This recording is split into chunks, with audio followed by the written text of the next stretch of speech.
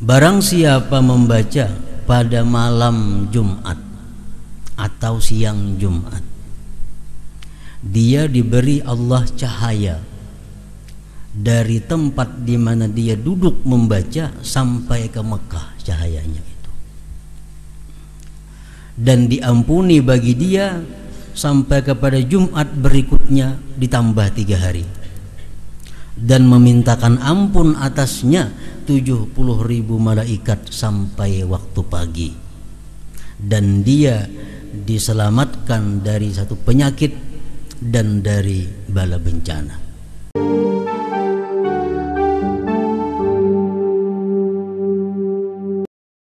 Suratul Kahfi, yaitu surah Kahfi. Makkiyatun, surat Kahfi ini diturunkan di Mekah. Ayatuha ashrun wa mi'ah, ayat-ayatnya berjumlah 110 ayat. 110 ayat. Banyak sabda Rasulullah sallallahu alaihi wasallam yang membicarakan tentang surat yang ke-18 ini, yaitu surat Al-Kahfi. Antara lain Rasulullah sallallahu alaihi wasallam bersabda, "Ala adullukum ala suratin sayyi'aha sab'una alfa malak hina nuzilat, hiya suratul Kahfi." Artinya, sabda Rasulullah, apakah kalian mau aku tunjukkan surah yang dibawa oleh 70.000 malaikat ketika surat itu diturunkan kepadaku? Itulah surat yang disebut Al-Kahfi ini. Kemudian sabda Rasulullah lagi, "Man qara'a surat Al-Kahfi yaumal jumu'ah ghufira lahu idal jumu'atil ukhra wa ziyadati 3 ayyam wa u'tiya nuran yablughu as-sama' wa wuqiya fitnatad dajjal." Artinya sabda beliau, barang siapa yang membaca surat Kahfi pada siang hari Jumat, maka diampuni baginya dosa sampai kepada Jumat berikutnya ditambah 3 hari, dan dia diberi cahaya yang sampai ke atas langit, dan dia terpelihara daripada fitnahnya Dajjal. Ini orang yang melazimkan, yang mengamalkan pada siang hari membaca surat Al-Kahfi itu. Yang ketiga sabda beliau, "Man qara'aha lailatal jumu'ati aw yaumal jumu'ah u'tiya nuran min haitsu yaqra'uha ila Makkah wa ghufira lahu ila yaumil jumu'atil ukhra wa fadli 3 ayyam wa shalla alaihi 70 alfa malak hatta yusbiha wa ufiya minad da wad dubailah," ila akhir hadis. Barang siapa membaca pada malam Jumat atau siang Jumat, dia diberi Allah cahaya dari tempat di mana dia duduk membaca sampai ke Mekah cahayanya itu, dan diampuni bagi dia sampai kepada Jumat berikutnya ditambah 3 hari, dan memintakan ampun atasnya 70.000 malaikat sampai waktu pagi, dan dia diselamatkan dari satu penyakit dan dari bala bencana. Banyak lagi hadis-hadis Rasulullah tentang surat Al-Kahfi ini. Namun 3 hadis yang tersebut ini sudah cukup bagi kita landasan untuk mengamalkan surat Kahfi itu. Amunnya kau membaca siang lawan malam-malamnya, amunnya kada kawa siangnya imbas sembahyang subuh, mun kada kawa jua siang malamnya barang. As 3 macam, yang paling baik siang dan malam, yang kedua siang, yang ketiga malamnya. Para muhibbin rahimakumullah, Jadi ini amalan yang khusus untuk Jumat. Kalau surat Yasin tiap hari kita disuruh membaca. Surat Al-Muluk Tabarak tiap malam kita disuruh membaca. Alif Lam As-Sajdah tiap malam, Waqiah tiap hari. Kalau Suratul Kahfi merupakan amalan usbu'iyah, amalan mingguan, amalan yang khusus pada hari Jumat. Surat Al-Kahfi, surat yang ke-18 ini disebut dengan nama Al-Kahfi karena di dalamnya itu ada menceritakan tentang Ashabul Kahfi. Kahfi artinya satu gua yang sangat besar. Kahfi. Dalam surat yang ke-18 ini Allah menceritakan tentang orang-orang yang berdiam di dalam gua besar tersebut. Sebagaimana disebutkan dalam ayat 10 dan seterusnya, "Idz awal fityatu ilal kahfi faqalu rabbana atina min ladunka rahmah wa hayyi' lana min amrina rasyada fadarabna ala adhanihim bil kahfi sinina adada." Ila akhir. Ketika bertempat beberapa orang pemuda ke dalam satu gua, mereka berdoa sewaktu memasuki gua tersebut, "Rabbana atina min ladunka rahmah." Ya Allah, datangkan kami dari sisi Engkau rahmah. Wa hayyi' lana min amrina rasyada, dan akhirkan perkara kami petunjuk. Masuk mereka ke dalam gua tersebut. Begitu masuk ke dalam gua, Allah berfirman, "Fadarabna ala azanihim fil kahfi sinina adada." Kami tidurkan mereka di dalam gua tersebut beberapa tahun, sampai 309 tahun guring di dalam gua tersebut. Nah, para muhibbin rahimakumullah, di dalam kitab tafsir ada diceritakan bahwa di masa kerajaan Dikyanus, ada yang mengatakan sebelum Nabi Isa, ada yang mengatakan sesudah Nabi Isa. Dikyanus seorang raja yang zalim, lagi kafir kepada Allah. Lalu raja ini memerintahkan rakyatnya untuk menyembah berhala. Barang siapa tidak menyembah berhala, dia akan dibunuh. Di suatu negeri yang namanya Tarsus. Kalau sekarang ini bagian daripada negara Suriah di Arab Timur Tengah sana. Ada tempat waktu itu namanya kota Tarsus. Disitulah kerajaan Dikyanus itu. Nah, jadi Dikyanus memerintahkan kepada rakyat menyembah berhala dan menyembelih hewan untuk berhala. Siapa kada mau masuk penjara, bahkan dibunuh. Nah, maka ada 7 orang pemuda yang tidak mau ikut dengan peraturan raja tersebut. 7 pemuda ini tetap menyembah Allah Subhanahu wa ta'ala, tetap mengesahkan Allah Subhanahu wa ta'ala. 7 orang pemuda ini pergi meninggalkan kota Tarsus itu menuju ke sebuah gua yang besar. Nah, itulah disebut Ashabul Kahfi tadi. Nah, begitu mereka sampai ke dalam gua, mereka ditidurkan oleh Allah di dalam gua itu selama 309 tahun.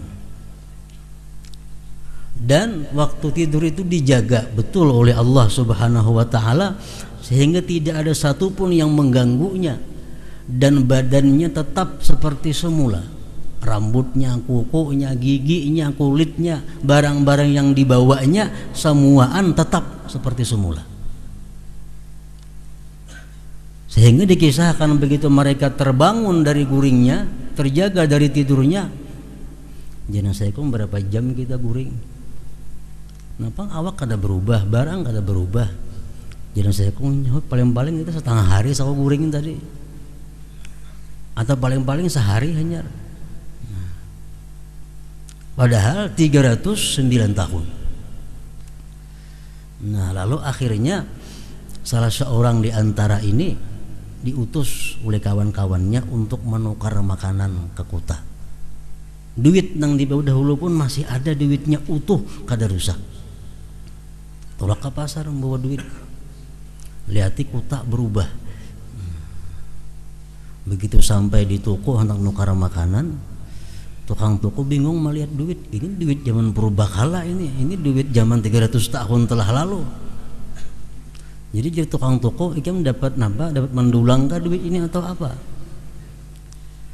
Nah, ini pun bingung. Kenapa duitnya maka kada payu? Nah, akhirnya ribut orang di sana, dibawa nang saekungna kepada raja waktu itu. Sedangkan rajanya sudah beralih kepada raja yang beriman kepada Allah. Akhirnya diceritakan kisahnya demikian. Lalu ujar raja, mari kita sama-sama mendatangi kawan ikam nang di dalam gua sana. Akhirnya berangkat nang saekung ini lawan raja Samuaan dan pegawai-pegawainya berangkat menuju gua tadi.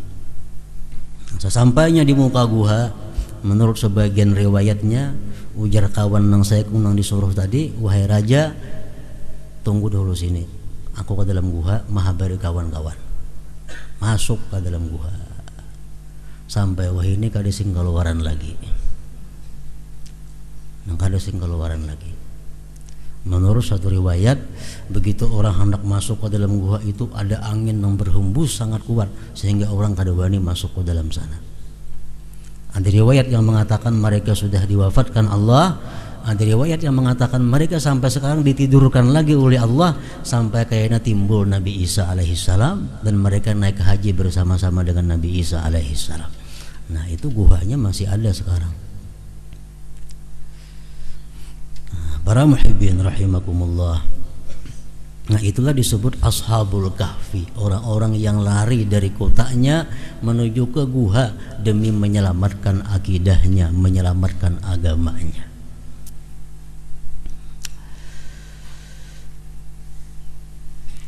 Di dalam kitab Sawi adalah Jalalain disebutkan di situ perkataan ulama, "Allimu auladakum asma'a ahlil kahfi."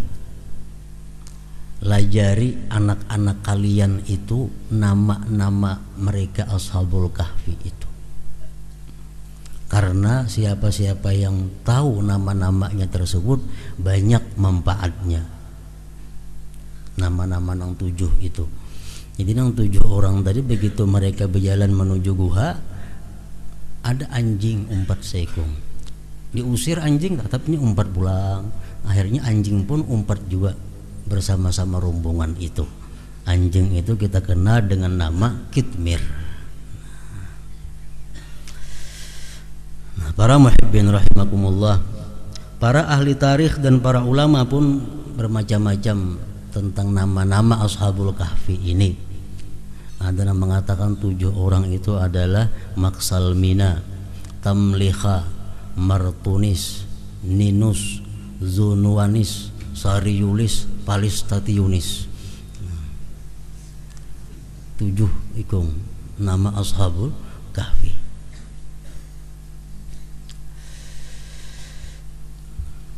Jadi surat yang ke-18 ini disebut dengan nama Al-Kahfi karena banyak di dalamnya menceritakan tentang orang-orang yang agung, orang-orang yang mulia.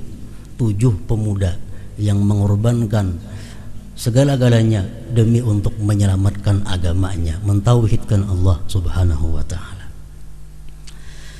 Nah, oleh karena itu Al-Imam Al-Qurtubi mengatakan dalam tafsirnya, hadhil ayat sharihatun fil firar bid-din wa hijratil ahli wal banin wal qarabat wal asdiqa wal awtan wal amwal khawf al fitnah. Ini ayat yang tadi jelas memerintahkan kepada kita untuk lari membawa agama, lari meninggalkan keluarga, anak, teman, tanah air, harta karena semata-mata untuk agama. Kita ingat sejarah di mana Rasulullah sallallahu alaihi wasallam hijrah dari Mekah ke Madinah. Begitu beliau tidak bisa lagi mengembangkan dakwah di Mekah, Rasulullah hijrah ke Madinah hanya berteman Abu Bakar Siddiq. Anak sidin, istri sidin, rumah sidin, semuaan ditinggal di kota Mekah. Nah, ini ayat demikian. 7 orang ashabul kahfi ini meninggalkan keluarga dan seluruhnya masuk ke dalam gua untuk menyelamatkan akidah menyembah Allah Subhanahu wa taala. Nah, dengan ayat ini artinya kalau kita hidup di suatu kampung, di kampung itu kita kada bisa mengamalkan syariat Islam. Di kampung itu kita selalu dekat dengan dosa. Di kampung itu selalu dekat dengan maksiat. Kita kada bisa amar ma'ruf nahi munkar. Kita kada bisa sembahyang berjamaah. Kita kada bisa menyiarkan Islam. Kalau kita di kampung itu kita bertempat tinggal, kita mesti pindah kepada kampung yang lain. Itu ajaran Al-Quran. Andai kata kita bekerja di satu perusahaan, dalam pekerjaan itu kita kada bisa mengamalkan syariat Islam. Kita banyak melihat kemunkaran-kemunkaran yang kita kada bisa mencegahnya. Nah, kita wajib meninggalkan perusahaan itu untuk mencari kerja di tempat yang lain. Sama halnya kita bekerja di pemerintahan. Kalau kita terkena satu jabatan yang sulit untuk berbuat jujur, kita dikenai jabatan yang sulit untuk berbuat adil, kita wajib pindah dari jabatan itu, minta jabatan yang aman daripada segala macam maksiat dan dosa. Itu peraturan Al-Quran dan dicontohkan oleh ashabul kahfi tadi. Nah, para muhibbin rahimakumullah, surat Al-Kahfi ini banyak memberikan petunjuk kepada kita untuk menjalani kehidupan ini. Sebagaimana demikian pula surat-surat yang lain dalam Al-Quran. Di antaranya di akhir surat Al-Kahfi berbunyi ayat, "Faman kana yarju liqa'a rabbih falya'mal 'amalan shalihan wa la yusyrik bi'ibadati rabbih ahada." Barang siapa ingin bertemu dengan Tuhannya dalam keadaan bahagia, siapa ingin bertemu Tuhannya dalam keadaan senang, "Falya'mal 'amalan shalihan", hendaklah dia beramal saleh. Itu lagi jalannya sebuting. Kada bisa kita mengandalkan orang tua kita, kada bisa kita mengandalkan anak kita, kada bisa kita mengandalkan guru kita, kada bisa. Kalau kita hendak bertemu Allah dengan bahagia, falya'mal 'amalan shalihan, hendaklah kita beramal yang saleh. Dan ditambah lagi, wala yusyrik bi'ibadati rabbih ahada, dan jangan mensekutukan dengan beribadah kepada Allah itu seseorang jua pun. Kalau kita hendak nyaman bertemu Allah, 2, beramal saleh. Yang kedua, jangan menyekutukan dengan amal itu kepada selain Allah Subhanahu wa taala. Nah, para muhibbin rahimakumullah, jangan syirik. Para ulama membagi syirik itu ada 3 macam. Yang pertama, i'tikadu syarikin lillah bi uluhiyyatih, mengiktikadkan sekutu bagi Allah dalam ketuhanan, menyembah Allah dan berhala, menyembah Allah, menyembah bulan bintang. Itu syirik. Wa huwa syirkul akbar, ini syirik yang paling besar, syirik yang kada terampuni dosanya oleh Allah Subhanahu wa taala. Yang kedua, i'tikadu syarikin fil fi'il, ay ya'taqida mawjudan ghairallah yastaqillu bi ijadi fi'lin aw ihdatsih wa illam ya'taqid kaunahu ilaha. Dia mengiktikadkan ada orang selain Allah yang bisa berbuat sesuatu walaupun dia bukan Tuhan. Nah, ini Tuhannya Allah, lain pada Allah tidak ada Tuhan. Cuma i'tikadnya ada sesuatu yang lain pada Allah yang bisa berbuat dan mencipta sesuatu. Ini mendekati dengan kelompok Qadariyah. Qadariyah mengiktikadkan bahwa manusia itu diberi Allah kekuatan, yang dengan kekuatan itu manusia bisa berbuat sesuatu. Nah, ini syirik fil fi'il ngarannya.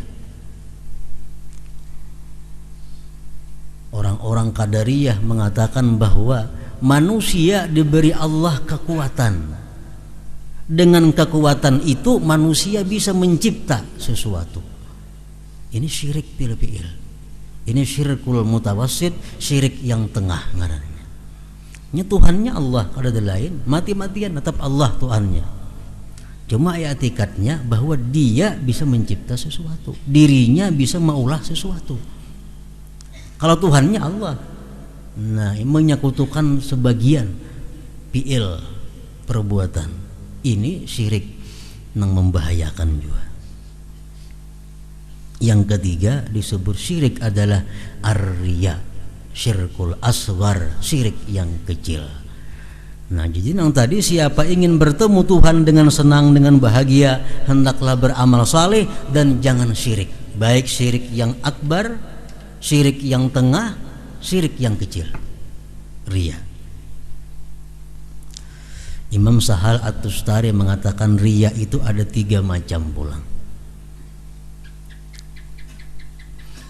Yang pertama, ayya'aqida fi asli fi'lihi li ghairillah wa yuridu bihi ayyu'rafa annahu lillah. Dia membuat satu ibadah bukan karena Allah, bukan karena Allah, tapi dia menghendaki agar dikenal orang itu karena Allah. Nah,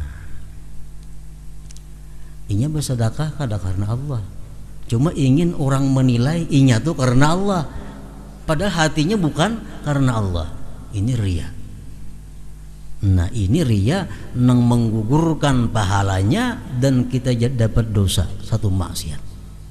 Dosa dapat, pahala sedekah kada napa-napa. Ibarat sembahyang, dosa didapat, sembahyang kada menghasilkan apa-apa. Dia sembahyang bukan karena Allah, tapi ingin dinilai orang karena Allah. Nah, itu riya yang paling berat sudah. Wahwasin pun minan nifaq, ini bagian daripada munafik. Yang kedua, yadkhulu fi syai' lillah fa in tuli'a alaih nasyita. Dia beribadah itu karena Allah. Begitu diketahui orang, dia bersemangat. Ini sembahyang karena Allah. Begitu ada orang melihat, bersemangat inya, bergairah sembahyangnya. Ini riya juga. Bersedekah 10.000 rupiah, begitu ada orang tahu, ambil lagi 20.000 rupiah. Ini riya juga ngarannya. Nah, riya nang macam ini ujar Imam Ghazali, diharapkan ini dapat pahala dan dapat dosa. Dapat pahala karena dia asalnya ikhlas, dapat dosa karena dia ada riya begitu dilihat oleh orang. Nah, ini terbaik sedikit pada yang pertama tadi, draw, pahala dapat, dosa dapat. Yang ketiga, dakhala fil amal bil ikhlas wa kharaja bil ikhlas summa uriba dzalik wa mudiha fariha wa sakana ila madhihim. Dia beramal ikhlas, sampai tuntung beramal ikhlas. Seminggu kemudian orang tahu pada inya beramal, dipuji orang, inya suka, senang dipuji orang karena amalnya tadi. Nah, ini riya juga ngarannya. Beramal ikhlas sampai tuntung ikhlas, seminggu sudah ikhlas saja, tidak apa-apa. Rupanya ada yang tahu orang begitu beramal, dikuya orang, dipuji orang, dia beramal, menyumbang 10 juta hamba Allah Ta'ala. Kan banyak, ada tahu siapa-siapa. Ikhlasnya, ikhlas. Seminggu orang nggak ada tahunya, sebulan tahu sekalinya Pulan bin Pulan itu. Lalu kabar tuh Pulan tuh sosial menyumbang 10 juta ini. Mendengar dirinya suka. Nah, dipuji orang gembira, dipuji orang. Ini riya juga. Namun riya nang macam ini kadang mengurangi pahala amal ibadahnya. Kan apalagi menggugurkan, mengurangi aja kada. Cuma apabila gembiranya itu karena gembira dipuji orang, dia dapat dosa. Dia dapat dosa. Tapi kada terhubung lagi dengan amalan yang sudah dikerjakannya itu. Nah, jadi ada 3 macam riya tadi. Ketiga-tiganya termasuk di dalam syirkul asghar, syirik yang kecil. Para muhibbin rahimakumullah, Imam Al-Ghazali mengatakan riya satu sifat yang dimiliki oleh setiap manusia. Karena manusia ini fitrahnya suka dipuji. Jadi setiap manusia ada riyanya. Cuma mereka yang punya ilmu, mereka cepat mengobatinya. Mereka lakas minta ampunnya. Nah, itu benar bedanya. Nang kada berilmu sampai ke mati riyanya. Orang yang ada punya ilmu, tahu udah ada minta ampun, aku berbahaya. Nah, riya sesuatu yang wajib diobati. Kayak apa cara mengobati riya itu? Pertama, Imam Ghazali mengenali bahayanya riya. Mengenali bahayanya riya. Bahayanya apa? Kalau riya yang pertama tadi pahalanya gugur, dapat dosa lagi.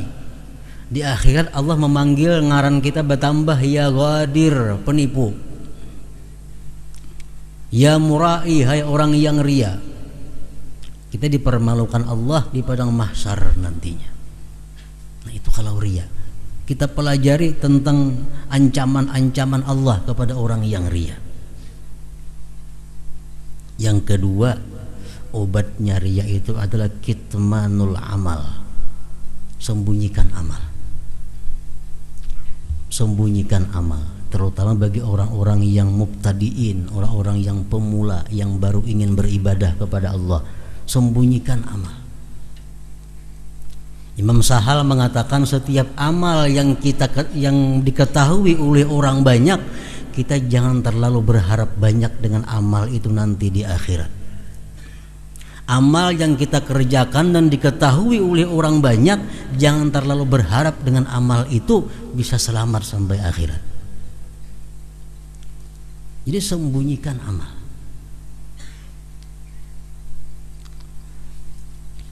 Amal ibadah itu kita dibolehkan membuka, dibolehkan mengungkainya apabila satu, untuk menguatkan kepada orang yang kita pelajari, untuk menguatkan kepada orang yang kita didik. Ikam amalakan ini 100 kali sehari, aku sudah mengamalkan itu. Nah, itu boleh. Tujuan supaya orang yang dipadahi ini jadi semangat. Ayo dikisahkan amal kayak itu. Atau kita mengisahkan amal agar orang lain mencontoh amal itu, boleh juga. Yang ketiga, kita boleh mengisahkan amal untuk menguji diri kita, riya atau kada. Nah, 3 perkara itu amal yang boleh dikisahkan. Lain pada itu mengandung risiko bahaya.